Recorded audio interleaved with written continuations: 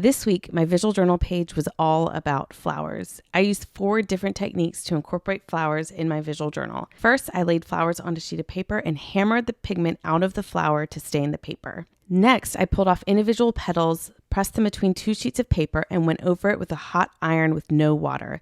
This helps to quickly evaporate the moisture in the petals and flatten the petals. I then pressed flowers into ink and pressed it on a sheet of paper for a more abstract look. And last but not least, I took a flower, laid it on my scanner, created a scan of the flower, removed the background in Photoshop, and then printed the image on top of book pages that I had glued down to a printer-sized sheet of paper. This technique is one of my favorites because it's so immediate and beautiful and interesting to look at. I used the printed image as the base and then carefully laid out the ironed petals to create a design in the background. I then used Mod Podge to glue all of these petals down and then added a coat of Mod Podge on top to protect them. Next, I played with placement of my hammered flowers and my ink pad print flowers to incorporate them into my final composition. I found the phrase "such a work of art" in one of my books and I fell in love with it. I thought it was so appropriate for this page because nature is so beautiful and it really is the original form of a work of art. Since I had to pull out pages to print my image on, I had to glue the pages back into my visual journal to complete my page this week. Now it's your turn to go create a botanical inspired visual journal page. Go find bright, vibrant flowers.